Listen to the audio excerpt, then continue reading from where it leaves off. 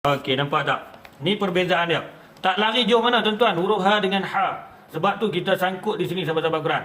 Di antara ha dengan ha. Ha, ha. Ha, ha. Ha, ha. Nampak tak? Nampak tak? Perbezaan dia. Okey, kita tengok ha. Jelas tuan-tuan dan puan sekalian, dia ada dua perbezaan saja di antara ha. Pertama daripada segi sudut, makhraj, huruf ha, aqsal halqi, huruf ha pedas, wastul halqi. Faham tak? Okey. Seterusnya dia ada sifat apa? Seterusnya khafa. Okey, ha khafa, ha pedas, tidak ada khafa. Okey. Nampak tak jelas di situ? Okey. Jadi pelaksanaan sebutannya. Pelaksanaan sebutan hams. Okey, hams pada huruf ha, pita suara kita. Ni pita suara kita. Okey, pita suara kita sahabat-sahabat Quran, dia terbuka sikit saja macam tu. Ni pita suara kita. Dia terbuka sikit saja. Ha, sebab sifat khafa tadi tu.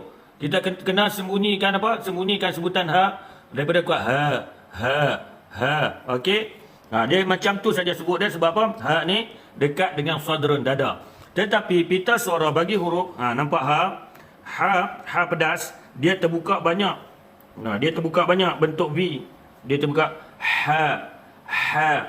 Sebab tu sahabat-sahabat Quran, sebab tu aliran keluar huruf ha simpul dia sedikit, dia tak banyak. Aliran nafas dia tak banyak berbanding ha pedas.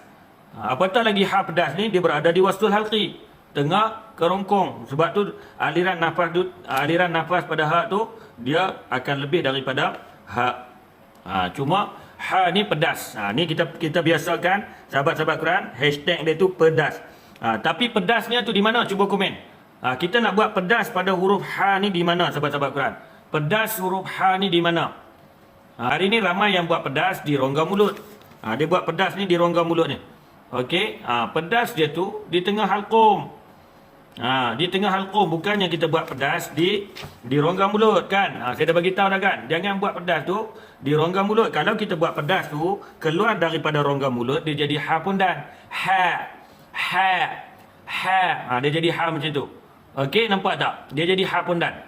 Jadi kita tak nak keluar daripada ha pondan ni. Ha yang daripada rongga mulut, kita nak dia keluar daripada halqum. Keluar daripada halqum baru masuk rongga mulut. Ha. Nampak tak? Macam mana aliran dia ustaz? Aliran dia. Sebab tu dia bunyi dulu. Kita nak berlatih dia macam mana? Kena berlatih macam tu. Kena berlatih macam tu. Macam orang buang angin apa? Di depan cermin. Kena berlatih macam tu. Okey.